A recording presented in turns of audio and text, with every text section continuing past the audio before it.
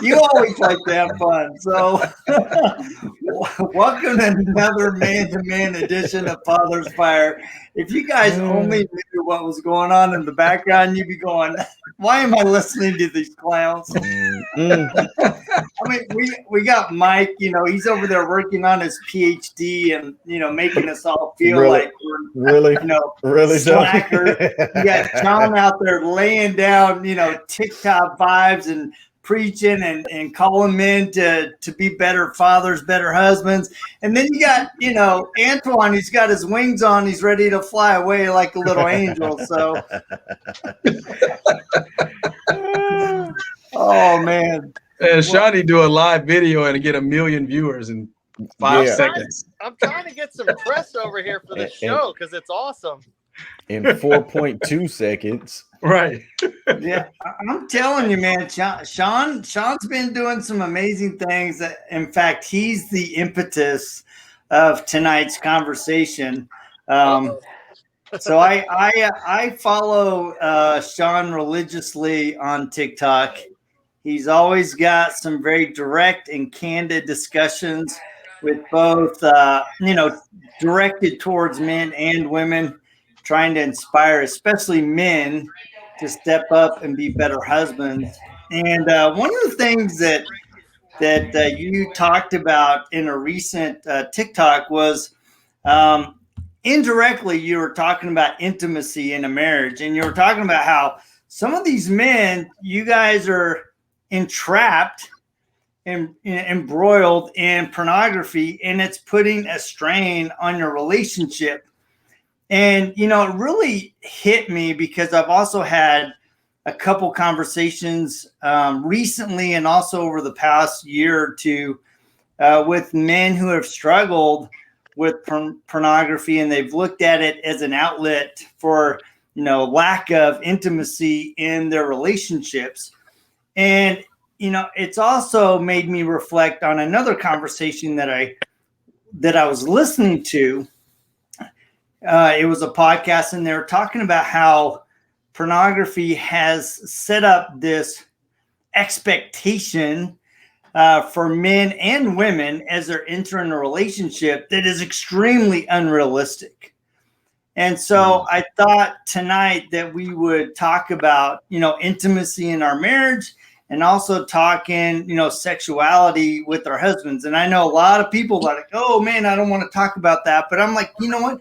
I know these three men can talk about it with me in a very respectful and inviting way to help all of us become better in the relationships with our beautiful wives, as well as set the standard for our sons and our daughters to emulate. Because I think a lot of times when we're teaching our kids, we teach in a way that there almost is a double standard between the daughter and the son. And so I thought, tonight might be a good way to talk about that. So Sean, let's start with you tonight, because you're the one that's had a lot of these discussions on TikTok. You've been giving a lot of good counsel. And I'm like, you know what? Let's just open the discussion and let's have a good talk. Yeah, man. So I'm glad we're talking about this in depth tonight, because I have a lot of children that are friends with my daughter, my neighbor that lives behind me that are young kids. And I can't share it too much on my TikTok page because of kids. You know what I mean? I got to keep it kind of rated G or whatever. But the thing is, man, I think that this is something that I hope a lot of people see this, because, it's something that's very important. It's something that's always pushed off to the side. And there's a lot of aspects to it. I actually had quite a few women reach out to me, like in a direct message on my page, and say, hey, will you speak a little bit about pornography? My husband's struggling with it, and he thinks it's okay, and he doesn't really want to touch me half of the time, and he just wants to do that. And she's like, it makes me feel ugly. It makes me feel like less of a person and everything. And I'm like, man, and I talked to my wife about it, and she's like, no.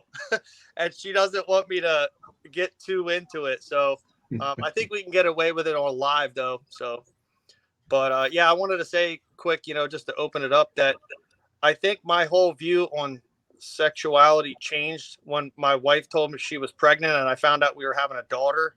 My whole brain just did like a 180 on that. You know what I mean? But yeah, there's a lot to it. I'll let you guys go.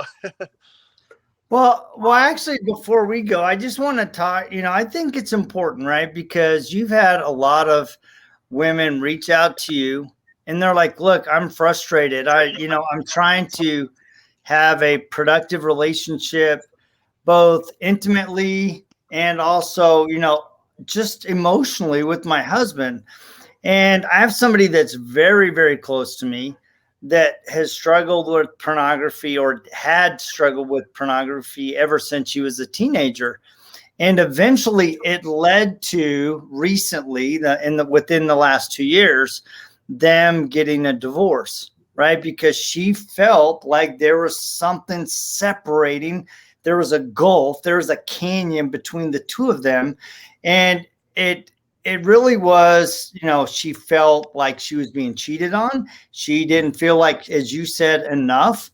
And, and so I think a lot of times we look at it as something that's really not that detrimental when it actually creates a huge wedge in our relationship. And it led to this person getting a divorce.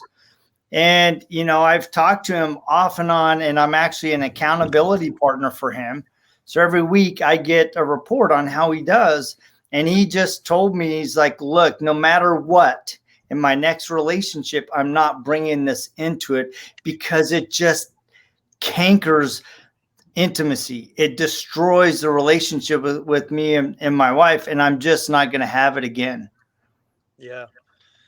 Yeah. I actually, I had a couple of ladies reach out to me and ask me, do you think it's cheating if my husband's looking at a live video of a woman and telling her what to do?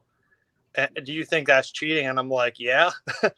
And, I feel like, should that even have to be asked? Like, I mean, I don't know. But the thing is, man, we start off young men, we see some of that stuff and it's either you try to get away from it or you just take a bath in it. And the thing is, when you're married, man, you cannot be involved with that stuff too much. It's really bad.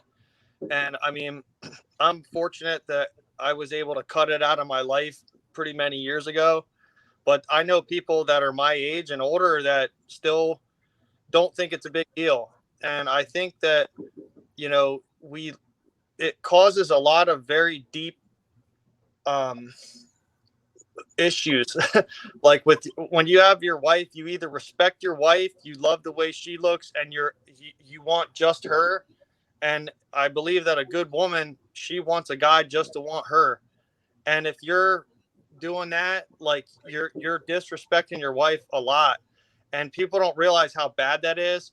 And I know some wives who have actually allowed their husbands to do that and be involved with that, but it only disintegrates the marriage. Even when the wife's trying to be cool or whatever, it's still, it's just a matter of time till she gets older. And I know somebody who they were kind of like swingers sort of or whatever, and they ended up getting a divorce. And they were the type of couple that were open with everybody, just thought they were being mad cool, that do whatever you want type of thing, and they were married. And I went out with, it was somebody that my wife worked with, and we went out one night to like a club long time ago. And this dude was like making out with this girl in the booth, and his wife was out dancing. And I'm like, what is going on here? And my wife told me that that's just how they are. And I'm like, whatever. And then next thing you know, we thought that they were just going to do that forever. And when they started to get older, that got old real quick. And so the thing is, we can't allow ourselves to just get whatever we want all the time in that department. It's just not good for us. And I remember, seeing this, what a hedonist is, right? Mm-hmm. Someone who just anything they want, they do it. Anything they want to give themselves, they do it, whether it's drinking, sex stuff, whatever it is, they just do it. And what ends up happening is you damage your soul. you have no discipline and you have no real fulfillment in your life because there's no, there's no discipline basically. And the thing is, when it comes to our marriages, like, I just feel like as men, we have to be more disciplined and, realize, especially when you have kids, like that ain't cool, man. So anyway, that's kind of the stuff I talk about on TikTok, only because my wife really doesn't like me talking about it because I have a 9-year-old neighbor behind me that watches every single video I do. But the thing is, it is important. And I did make a couple of videos, I remember, because I had people reach out to me that were really hurting, that felt that maybe if somebody said something about it, that it would help. And that's kind of why I took one for the team there. So, well, and you mentioned, being careful around younger kids, right? But here's the thing. We need to be able to have the conversation about sexuality and relationships and intimacy and emotional connection with our kids. If we don't have it in our house, if our kids aren't seeing it in our house, how are they going to ever know how to emulate that kind of beautiful relationship that really should happen between a husband and a wife? Man, I agree 100%, and I want to say this, man, for the people that are watching. Shawnee, how many followers do you have on TikTok? I'm about to hit 114,000 this week. So, and that I'm saying that for a reason, because your reach is ridiculous. You know what I mean? I mean, you're in a position, you're talking about the net out there, man. And the fact that you are a Christian, you're a man of God, and you have these values, and you're coming on this show because you're saying, hey guys, I got some folks that's on here. What can I tell them? I mean, I need some reinforcements. And it's just such a great opportunity to really spread the gospel and to share the light of God to so many people, and so I just wanted to say that, man. And I know we're gonna get some reaction from people on there because of that. And so I wanted to say this, because I believe that's why we're here. I believe that's why Jody called us here, is to have this opportunity to really be a light in darkness, because basically what we're talking about is perversion. We're talking about some twisted stuff. Pornography is a twisted, demonic thing, that the enemy uses to really pull people's relationships, not just so much away from their spouse, but away from God. Yeah. And so I thought about this scripture when you were talking about that, Shawnee, in Matthew chapter 5, verse 28. It says, but I say to you that everyone who so much as looks on a woman with evil desire has already committed adultery in their heart first. So this guy took it to a whole nother level, communicating with the woman. And a lot of people think, well, because I didn't do nothing, and one of our former presidents has people believing that if you don't do certain things, it's not cheating. I'm not going to say who that is, but it's just so much. It's just so much, man, that needs to be shared, especially with this topic. And I'm gonna say this, man, just in a spirit of transparency, and I'm not asking nobody to join me in this because you might not be able to. But man, I struggled with pornography for a long time. It is such a stronghold. So I want to say that too, because there may be some guys, and even in the groups that you're talking about, Shawnee, who is such a stronghold. It's not something that you just can easily put aside and say, okay, I'm not doing that anymore. Even the fact that you may see the effect that it has on your spouse, because let's face it, not all men have this problem. It's not just about men. You may see it more in men. You may see it more in men than you see in women, but it's just an issue that both men and women can have. But you get to the point where you get so caught up into this thing. And then I tell you one of the things that I'm just gonna say is, I don't know why I'm being so transparent right now, but and that's Herb. That's my brother Herb Ford. He talked about, that's a book called Every Man's Battle, and that's a powerful book for anybody who's dealing with pornography. But you can get to a place where you think, okay, well, once I get married, I'm gonna fix that. You know, I'm not gonna have an issue no more once I get married because I'll be with my wife and I won't have that need for this other stuff. And you know what? That is the biggest deception when it comes to pornography that the enemy has for you, is that marriage will fix it. Because marriage, not only does marriage not fix it, but it can get worse in marriage because now you got somebody else that you're accountable to. Yeah. Whereas before you were married, it was just between you and God. But now this thing is between you, God, and your spouse. And your spouse is suffering as a result of your condition. And it's really addiction. It's really the spirit of addiction. And really what the spirit of addiction does is its goal is to draw your attention away from God and put it on self-indulgence. But what you don't realize is that you're destroying yourself. And that's the deception. You feel good in the moment, but the fallout is it's like, whoa, you know, I got these problems at home now. My wife now, I'm so frustrated with my wife because I want to do something with her and she's not in the mood. You know, so that's the stuff that now leads to looking outside of your wife, because after a while, pornography ain't gonna be enough. Yeah. I gotta actually touch somebody now. I gotta actually take care of this urge. And so it is, and that's the thing about it, is we got to realize that it's bigger than just looking at images of women. It's a spirit involved that is set to destroy you. The Bible says that the thief comes to steal, kill, and to destroy. He's coming to steal whatever you've established with your wife, to kill it, and to destroy your marriage, destroy your relationships, not just with your wife, but all your relationships. Jody, you talked about the children. You know, a man who's suffering from pornography is really no good to his children. He's not, because whatever he can try or attempt to teach them is going to be tainted. Because that's the thing about it. The deception is so crazy because on one hand, you don't want your children to get involved in this.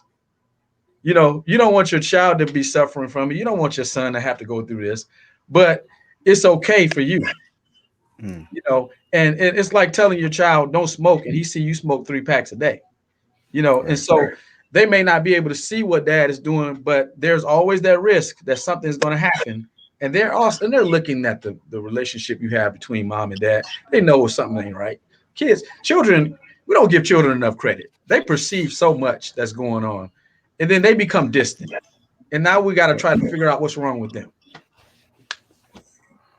Yeah, they definitely sense the relationship, either the beauty in it and the strength, or they feel the weakness and the darkness in it. And I had a really good conversation with one of the sons of one of the men that I'm working with. And, you know, he and I were on a long drive, about 30 minutes together. And we just started talking about, you know, what was happening with his family, the divorce. And I asked him, I go, how has this changed your view of marriage? And he said, you know, it's interesting because I've come to the realization that relationships are optional. And boy, that just hit me in the heart. I was like, oh my gosh. Wow. And then before I could even respond, he said, I've come to realize that you have to opt in every single day into your relationship. Yeah. And, you know, the wisdom that, you know, he came to watching, you know, his dad struggle with pornography, you know, building a strong relationship with his wife. And he could see the ripple effects that had caused, not only between them, but also within the children. And he's like, look, we just have to opt in every single day and be 100% committed to our wife and prove that we're the one. Right. And it just has really kind of resonated. It's really, really hit me. It's like, dude, every day I get to opt into that beautiful lady of my life, you know, the love of my life. Are you opting in? That's good. I think that's something real interesting, Jody. Because your friend said that he has to opt in every day, and you said you get to opt in every day. I don't know. That's a big difference. That's a big difference. Wow. Yeah, Mike, no, I this see you is man, this thinking, is brother. such a oh man, I'm just, this is such a powerful discussion and much needed for sure. As everybody was sharing, I was thinking about something that my pastor was sharing on yesterday, and he really just gave all of us a charge and a challenge to really ask ourselves this question: can our private self be introduced to the public self? Right. And when he asked that question, immediately I started to look within myself and say, in every area of my life, can I publicly say this is how I am?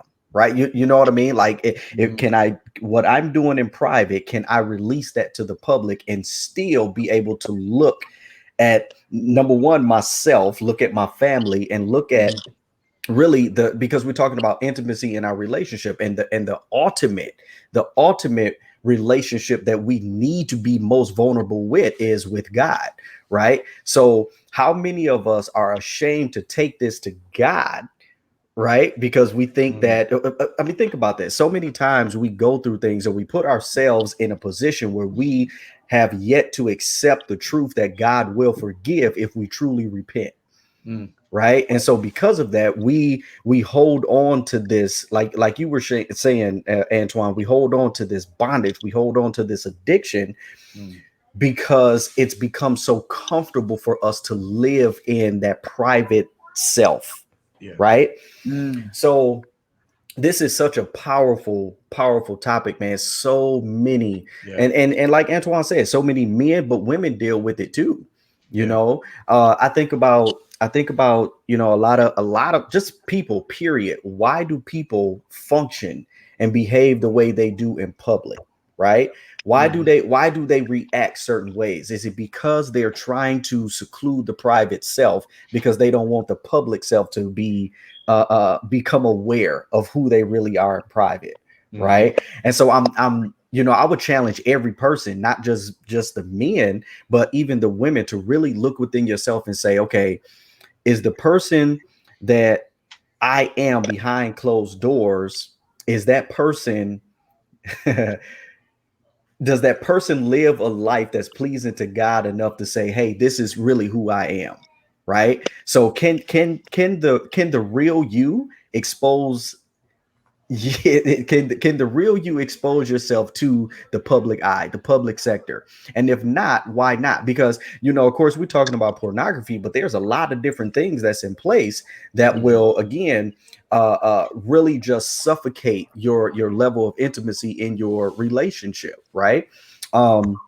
Because again, like I'll be the second one, Antoine, to say, like, I dealt with this thing too. You know what I mean? And it is very, very, very difficult to really break free from it without, as you were stating before, Jody, without someone to hold you accountable to saying, hey, listen, I really want to overcome this. I really want to live for God for real. I really want to show my wife, not just in words, but in action and in my heart, that I really love her and my eyes are only for her and her only. Right. And so that's a difficult thing to do. But when you have men, when you have godly women, for the wives or for the ladies, when you have godly men and women that will hold you accountable to doing what it is that is pleasing to God first, and then doing what it is that you said you're going to do, then it makes it easier. But make no mistake about it, it's a journey, but it's a journey that you can overcome. But it takes discipline, and it takes the willingness to actually break through that barrier. So, man, this is definitely going to change some lives tonight. Man, I was thinking about what you said too, Mike, and about that private and that public, that dichotomy.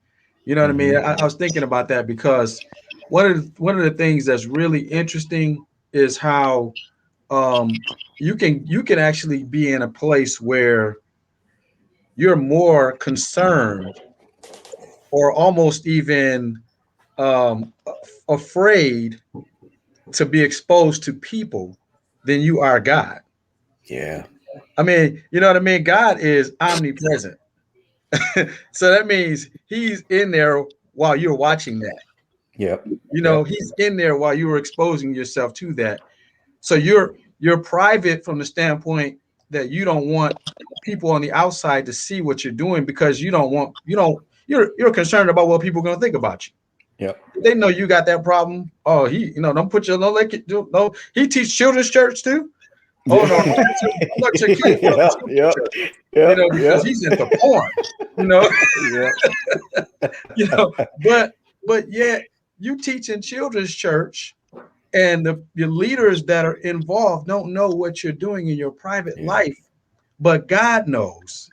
And you go in there with those children, man. And what kind of spirit are you transferring to them? Absolutely. And that's the crazy thing about it, man. I can't even say it. We're in this situation that God is up there like, wait a minute, I see you, and you're okay with that, but you're not okay with them seeing what you're doing. Wow, that's crazy. It's the lack of reverential fear for God is it's amazing, right? It's amazing. And again, as men of God, it's probably easier for us to say it now, but for the men, that are watching this, like, trust us, we understand where you are, right? But I'm telling you, it can change if you desire to please God in everything that you do. So this is a decision that you have to make at the heart level, right? We can come on here every single week and say, okay, step 1, 2, 3, 4, and 5. But if you don't change your heart and say, Lord, I submit to your will, right, it's going to be almost impossible for you to break through this, because again, like it was already stated, it's a ripple effect, right? Again, this may be one area that you're dealing with, but you have to understand that if you're lacking in this area, it potentially begins to affect other areas. And so like it's amazing, because one of the things that I learned from my previous relationship, and my mentor had to share this with me, was he said, whatever you mismanage, you lose. That was a powerful statement for me, right? Whatever you mismanage, you lose. And so it was so powerful for me, because I began to now look within myself and say, okay, this is how I contributed to what happened, right? Now, the power in that was this, because I now was willing to look at myself and say, okay, this is how I contributed. More so than that, I said, okay, Lord, I need you to fix me. I need you to fix me. Holy Spirit, consume me, whatever I need to do. But like Brother Herford said, we have to fight the battles. We have to fight the battles. And that's a huge misconception. We have this fallacy in our mind. Tradition tells us that God is just going to come in and fix it.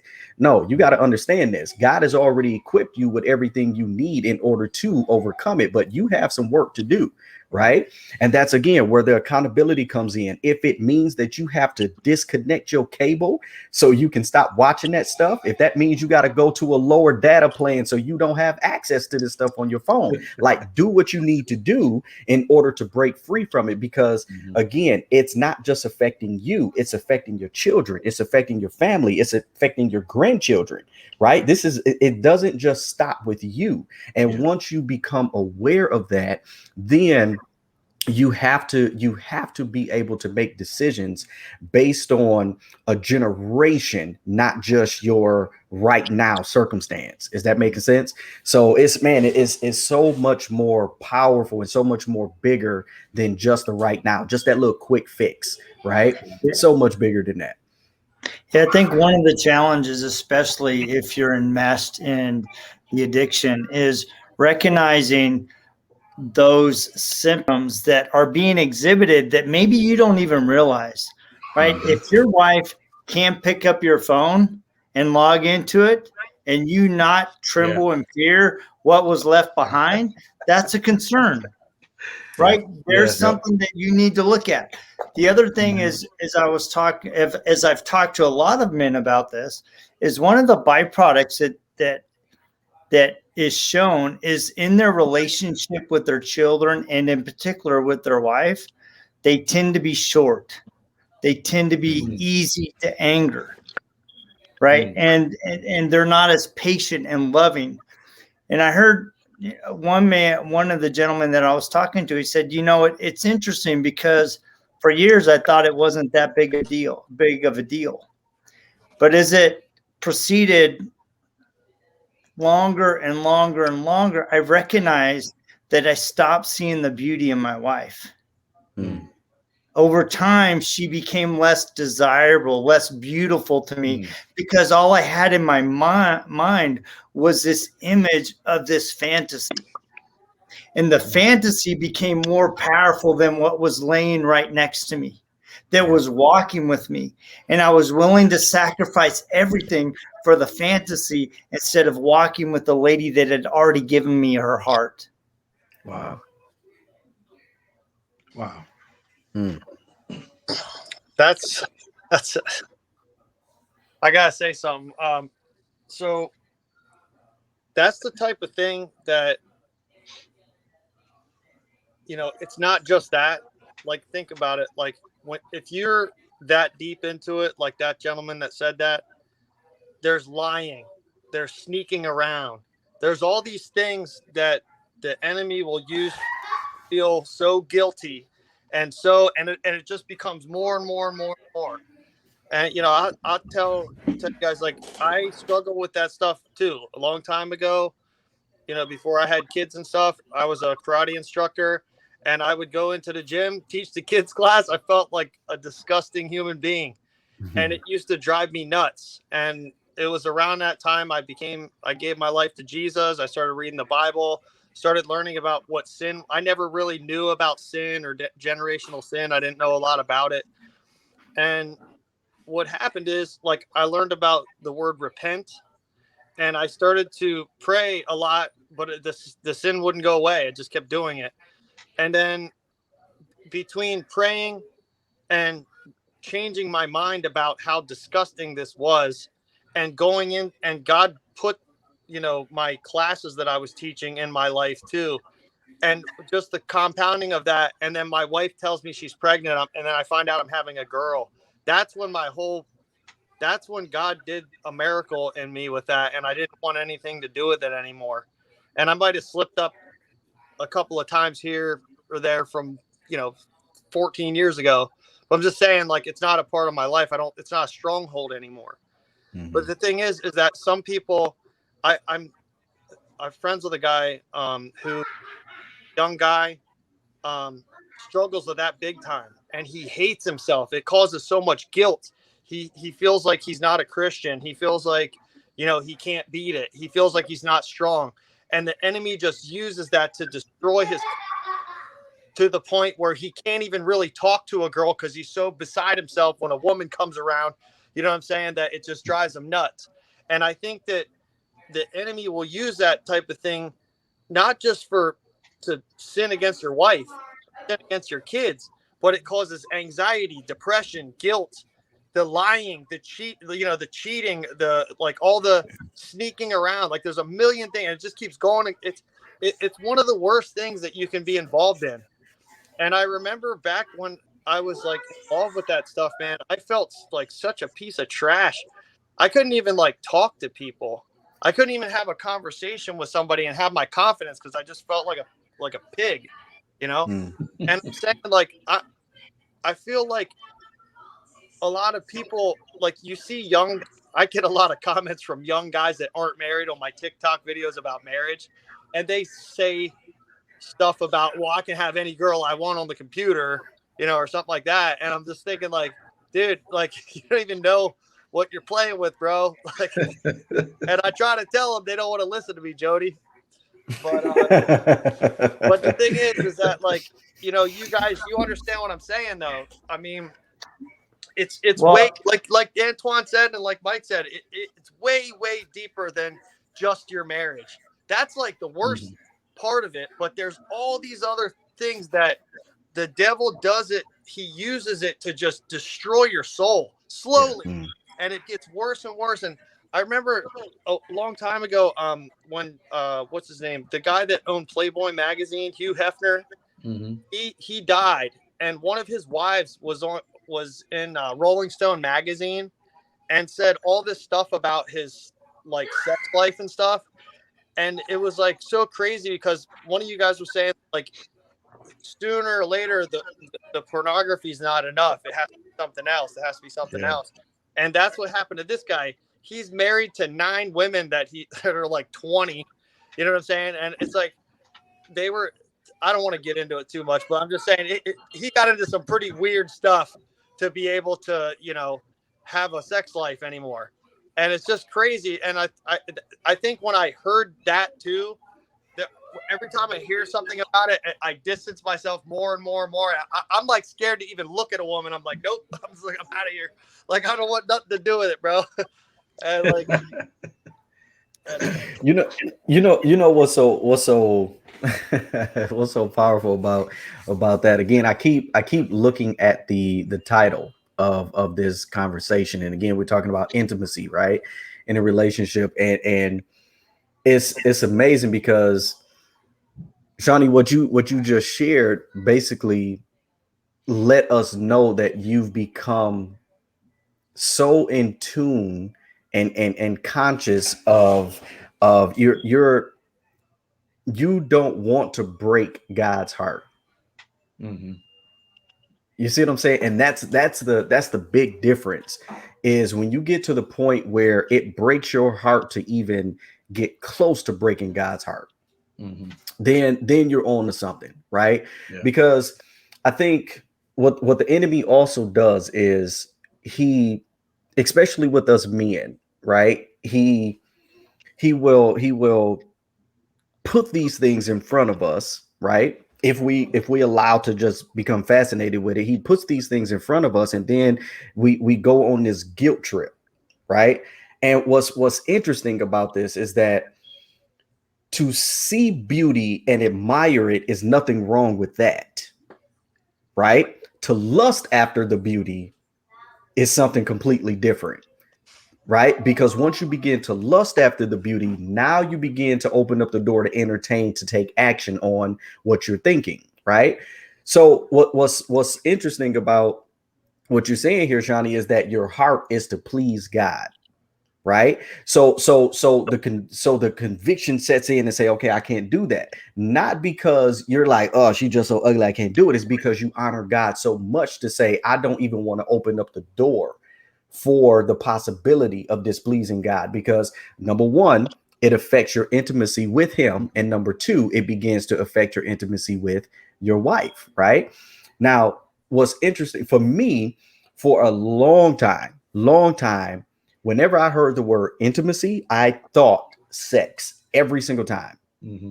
Every single time. I'm like, okay, so if I watch porn, then it's going to mess with my sex life. Right. Like I'm not computing. Right. So once I began to listen to my wife, I began to understand that intimacy was not sex. Right. It was the things that we take for granted, just like, oh, that's nothing, right? But it's that quality time. It's that being able to spend time with her, being able to really just become fascinated with her and her only, right? And we laugh and joke about it a lot of times. We're like, man, I need to know I'm the only woman in your life. I mean, of course you're the only woman in my life, but what you mean by that? You know what I mean?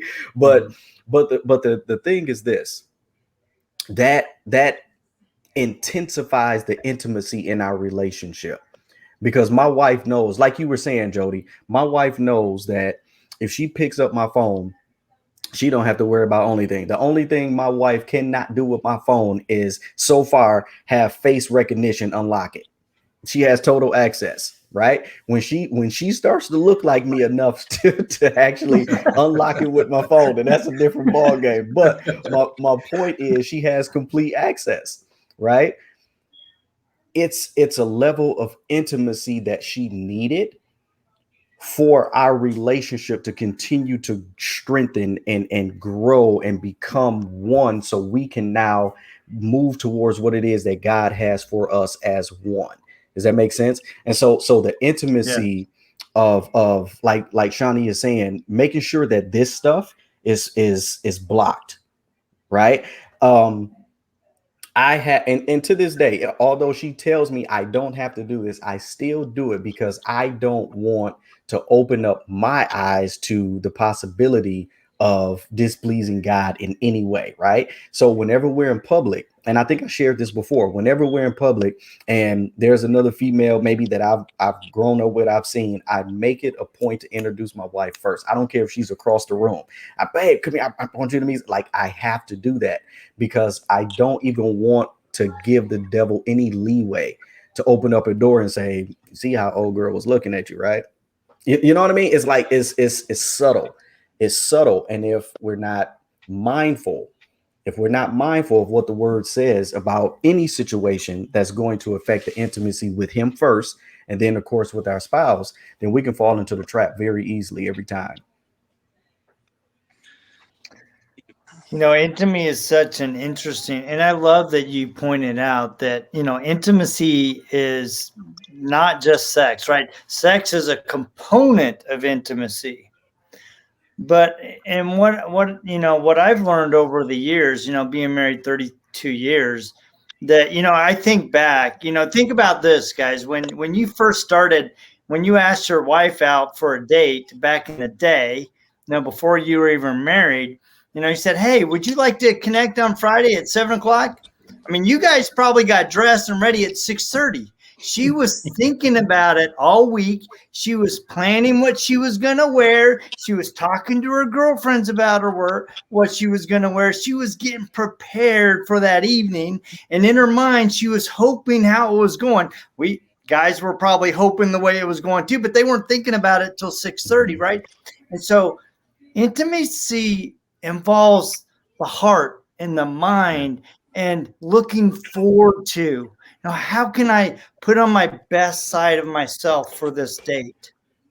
Right. And women are really, really good about that. But how many of us men just slap on a shirt and some flip-flops and a hat and we're out the door?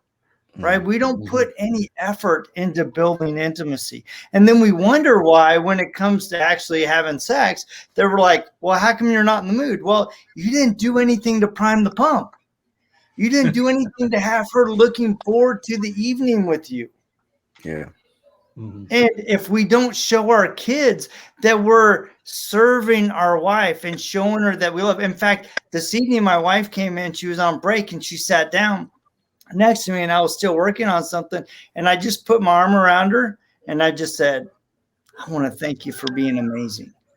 And she just kind of scoffed it off, but you could tell it hit the heart. Right? She tried to play it off, but I could tell it hit the heart. You got Shawnee crying. And that's what we got to do, man. I mean, that's what we got to do. It's like when you were pursuing her.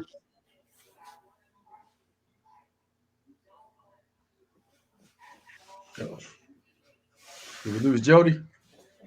Is he frozen or is he doing? Jody's feeling that point, man. Just hang in there, y'all. This is part of the show. Yeah. This is perfectly planned.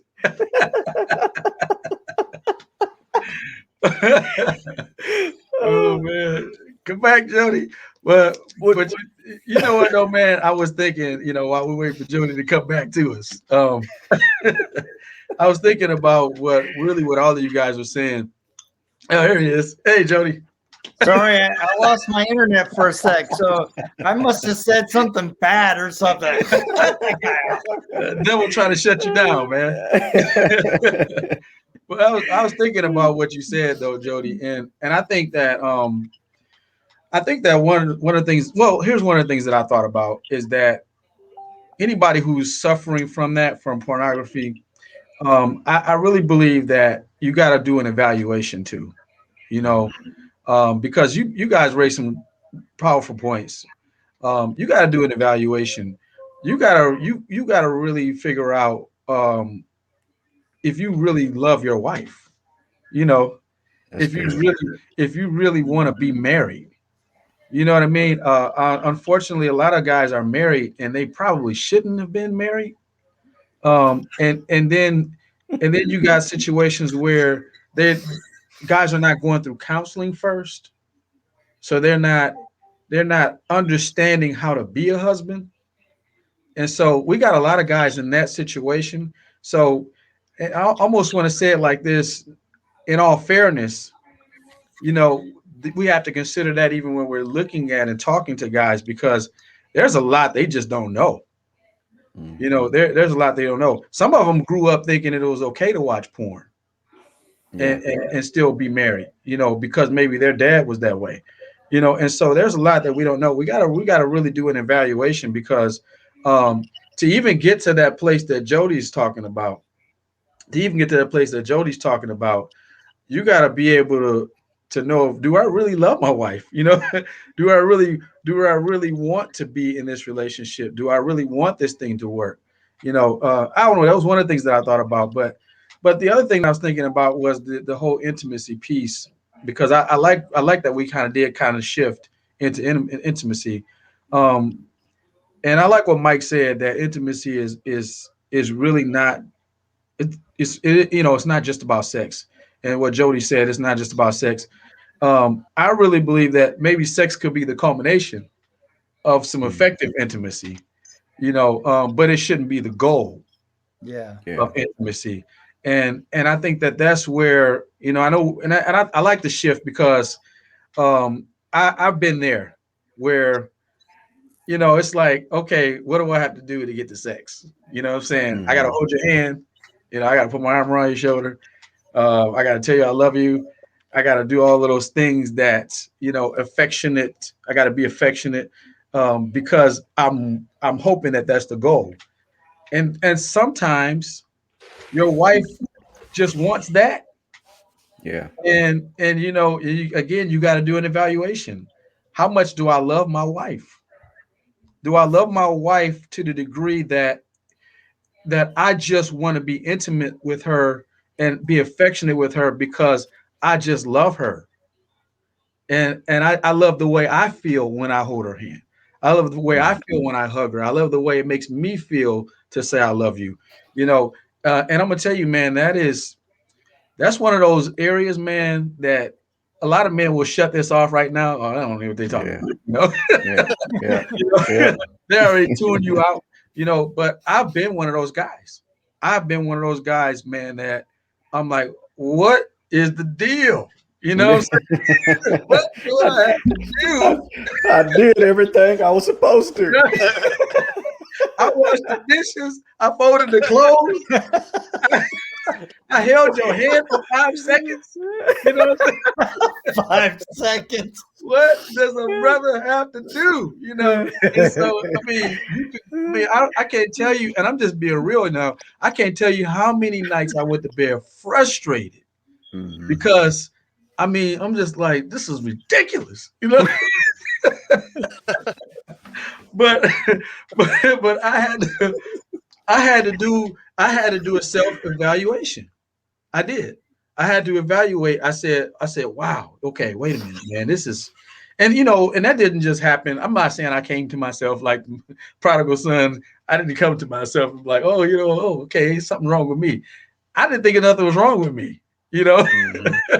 I had conversations with my wife, and she was trying to convey it to me. But then when you come, that's why it's good to have somebody in your life, like a pastor or a mentor, somebody who understands relationships, especially between husband and wife, because it takes somebody else sometimes on the outside to be able to help you and understand, and that's what I had to come to realize. I had to come to understand that my wife loves me for me. She wants to be with me. She wants to spend time with me. She wants to hold my hand because she loves me. She wants to hug me because she loves me. And I had to think about it. I was like, wow, I do love my wife. I love my wife. So what's wrong with me? Now I'm like, okay, there's something wrong with me, you know. And I'm telling you, man, when I got to that place and I realized that that's not what intimacy, that's not the purpose of intimacy is sex. Purpose of affection is not sex.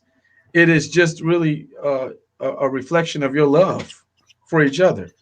And man, I had to really hit the reset button, man, and refresh. Like Jody said, there was a time where I was, when we were dating, there was a time where I really felt her. It was really about that moment. I didn't. It wasn't about the night ending in sex. It was just about me and how I felt about her. And so I had to get to a place, man, where I realized that this lady that's in my life is a gem. Wow. I mean, she's like most valuable thing on earth. You know what I mean? And I gotta cherish her. I gotta treat her with all of the love and all the respect. And I'm gonna tell you, man, when I got to the place, it was liberating. It was just liberating. When I got to the place, it was liberating. When I got when I got to the place, man, that I actually could enjoy being with my wife, just sharing space with her, talking to her, having a conversation. It was liberating because that pressure of sex was even lifted off of me. Yeah. I mean, there are times where we go to bed and not tonight, honey. No,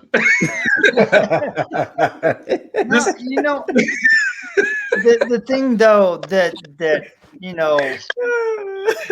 the thing is that true intimacy unifies hearts. Yes. True intimacy unifies heart. And that's the true goal of having a beautiful relationship with your wife, is to become truly one. Yeah. And when we have the sole purpose of becoming one, then God blesses our relationship. That's good. And I want to add to what you were saying too, Antoine, because we were laughing and joking and everything, but you made a very, very critical point when you were saying, those moments when you're just like, man, what is going on? In that self-evaluation, we as men have to be aware of the triggers that will potentially lead us back down that path of doing something that we know we shouldn't be doing. Right. Yeah.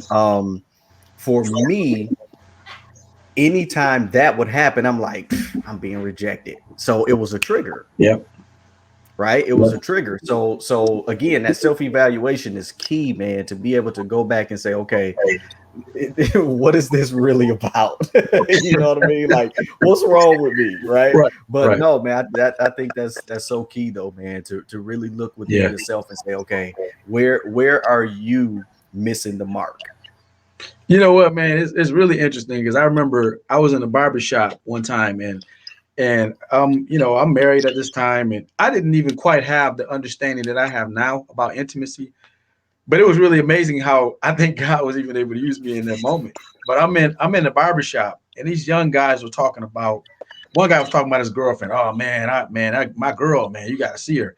The guy must have been about 16, 17 years old. Just talking about this girl. Oh man, she's this, she's that, and all this kind of stuff. And he said, man, the guy said, you love her? He said, oh man, I love her, man. I'm in love with her, man. And I said, I didn't even know these guys.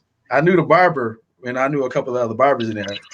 And I didn't even know these guys. And I said, man, let me ask you a question. I said, first of all, let me say this. You don't love her. I said, you're not in love with her. He looked at me like, man, first of all, who is this? Who are you?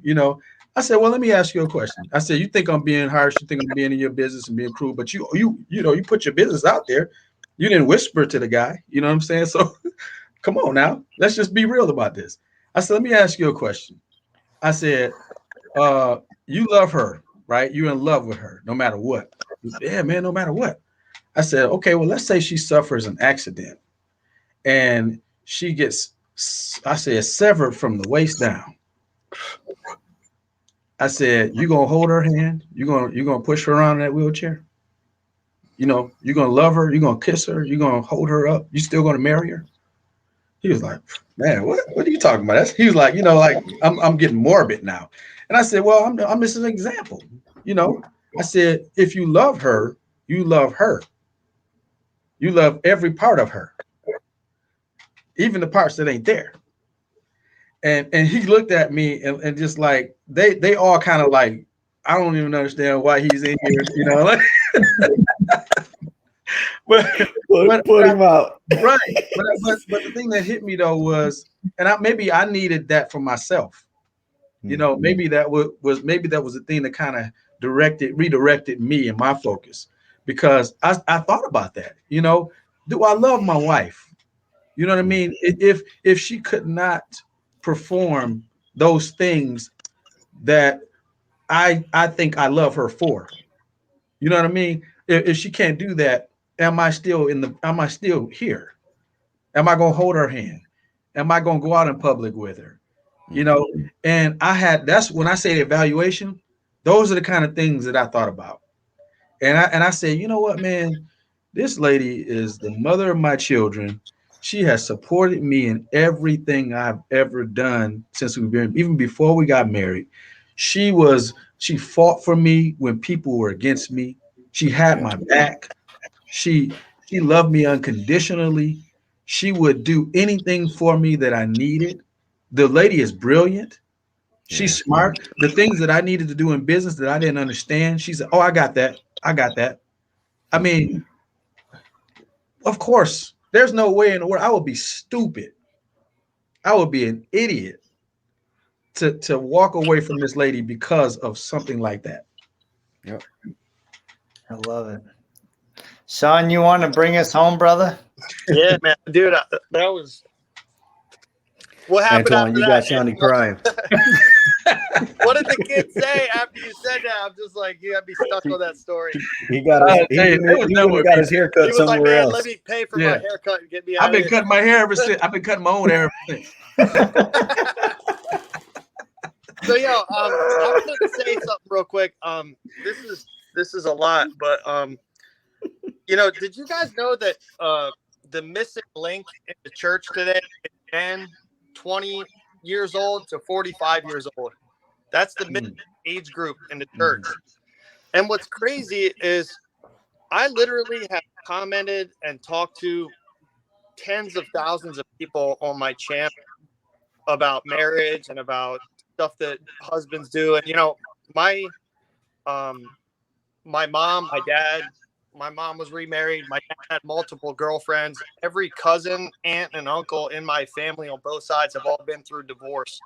There's only been like one successful marriage in my family. And the thing is, I see stuff. I've seen it kind of my whole life. But the thing is, what's interesting is, like, you guys get it because you guys try to follow the Lord. You have a plan. You work with God. God has used our wives to perfect us and make us better people. Yes. And the thing is, we through our wives, God treats us and gives us the fruits of the Spirit. We get love, patience, kindness, self-control in our act of taking care of our family and taking care of our wives. And I feel very blessed to be able to know that. And I feel like, it's a combination of being loved by our wife and following the Lord, and God lays out how he wants us to try to follow, and for everybody it's a little different, but we all have sort of a plan, and we all have a game plan, and God has a game plan for us. And I just feel like it's a real blessing to be able to know. I think the fruits of the Spirit are intimacy in a nutshell, because I have learned that when I started to follow God and God showed me that and started to change me as a person and transform me into closer to him, I have more intimacy with my wife. I don't want to follow along with other things. I'm not really interested. Like, I mean, my wife is really cool. She lets me talk to, I have ladies hitting me up with their marriage problems all the time. And I don't really want to be like that, but it's happening. And I'm doing my best to be cordial, and I have to distance myself and stuff. Mhm. But the thing is that my wife trusts me, and God trusts me to do this that I'm doing with these guys. And what I wanted to say is, you guys had said a couple of times about having a mentor, going to church, having a pastor to talk to about this kind of stuff. Mhm. And I think that's so super important. And I just wanted to say that, I feel like the more I try to be a gentle dad, the more intimacy I have with my wife. I've always grown up like hardcore. Everything's like crazy and dramatic. And God is showing me this gentle path. It's like this like gentle warrior path or something. I can't quite explain it in 5 seconds, but the thing is it goes along with being kind and gentle. And sometimes people that aren't married, or they've only been married for a year, or they're young, or they don't follow the Lord at all, they just don't get it. Like, they don't understand how we operate, and they don't understand that it's not about some people come at me about how some guy called me a wife worshiper the other night, and I'm like, yeah, you don't know my wife. But I'm just saying, like, the thing is that I think that for me, I feel like I'm a God worshiper, but God says in his word that we are to submit to our wives, and our wives are supposed to submit to us, and we are supposed to give our lives up for our wives. And one of the hardest realities as a husband that I ever had to come to grips with is that I'm going to have to put my wife first. And when she wants something, I put her first. And if I don't do that, and I'm like, and we all do it here and there, we're like, well, screw that, I want my thing, And the thing is, whenever we do that, we end up paying for it. There's some sort of, there's some sort of sign that you shouldn't have done it. You know what I mean? And the thing is I am learning how to put my wife first without overly putting her on a pedestal, and at the same time having discipline as a leader towards God in our marriage. I don't know if you're catching on what I'm saying, but it's hard to be a leader spiritually when you have to put your wife first. But I feel like God revealed to me how to do that, and how to basically serve my wife, but at the same time teach her how to be kind, gentle, and not have to have all the controls and everything like that. You know what I mean? And I think that that's a huge blessing that I'm trying to convey on my TikTok page a little bit. And most dudes, we have this cesspool. Like I said, there's 20 to 45-year-olds that just aren't churched at all. And so that age group, we have this cesspool of people that were taught wrong, and they don't have good relationships. They're obsessed with pornography, maybe here and there. And there's a lot of issues. And what really is tough is, God wants to get in those guys' hearts. God wants to get in those families. And God wants to use guys like us to speak a little bit of truth. And I just feel like this group here, man, you guys have been amazing to hang out with here and there. You know what I mean? And I just want to say thank you, and for letting me be a part of the group. But I just feel like it's real encouraging to me that you guys get it. There isn't very many men, like few and far in between, bro, that understand the kind of stuff that we're talking about here. We're talking about like deep spiritual stuff when it relates to marriage, intimacy, and God, and how that all kind of comes together. And I just want to say, man, you guys are awesome. And I feel stoked to be a part of this group. So Yeah. Well, I'm honored to walk with you men, right? And it's, I just feel a call. It's interesting because it's been almost 2 years since I started FathersFyre. And, I specifically went out with the intent to find men who were truly trying to be good husbands, who are truly trying to be good fathers. And as I sought off seeking, the Lord led me to men who emulate and follow and practice the things that he's trying to encourage all of us to do, right? And so I love that there are men that are willing to be a beacon of hope, to shine a light to say, you know what, you can have a beautiful relationship with your wife. You can have intimacy and everything that goes with it. But it comes from a serving heart. It comes from a humble heart of putting your lady first, making her the queen of your heart. And as you do that, intimacy will increase in your marriage.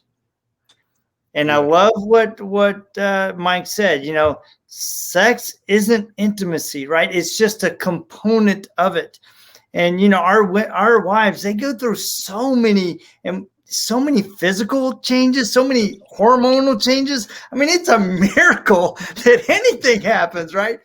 And you know, I think that's one of the things that's God's teaching us men how to temper our passions and steer them into true servant hearts. Mm-hmm.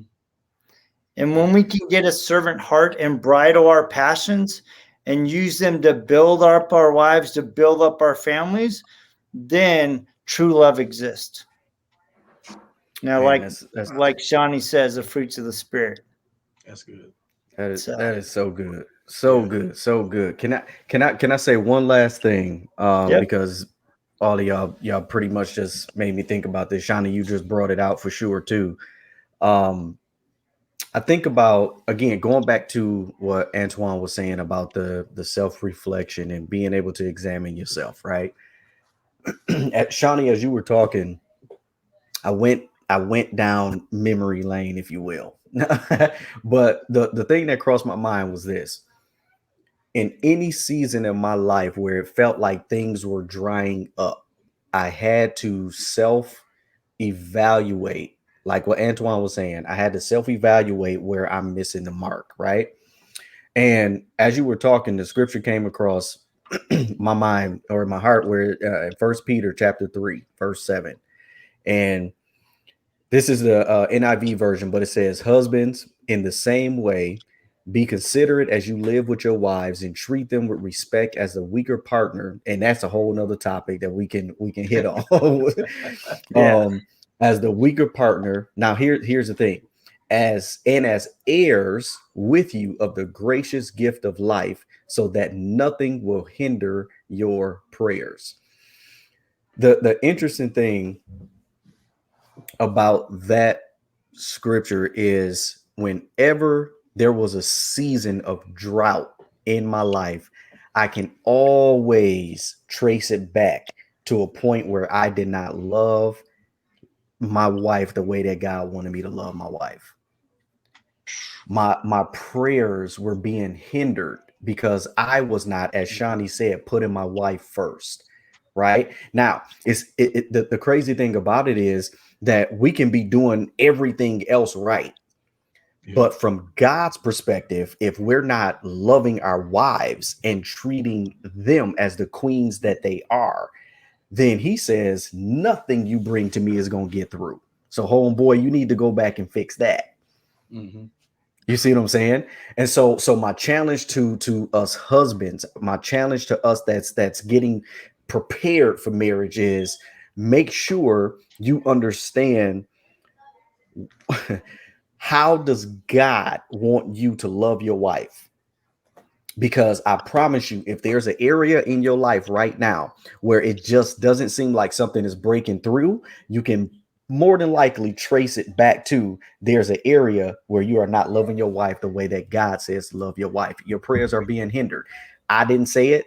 That's the word. Self-reflect and let's grow as men. I love it, man. Well, Jody, can I add something since everybody else added? Sure. Come on with it. Go ahead, Antoine. Bring it home. I just to touch on that scripture, and I know Mike kind of left that out there, and I understand why about the weaker vessel part. But I think that's an important piece because it says treat her as you would treat the weaker vessel. Don't not treat her this way because she is the weaker vessel, but as if she were the weaker vessel, or as the weaker vessel. And what I saw when you were saying that was the analogy that I drew was I have a little sister who is 11 years younger than me. And if I'm out somewhere with her I don't want her to be in a situation where she's got to fight for herself. If somehow, some way, something came up against her, she was under attack. I'm doing this. You stand back here. I got this. I got this. Doesn't mean she's not strong. No, it just means I don't even want her to fight. I got this. I don't care if they beat me down. You're not going to get hit at all. And I think that's why the Bible even talks about treating women as if they are our sister. Because somehow that component still has to carry over into marriage.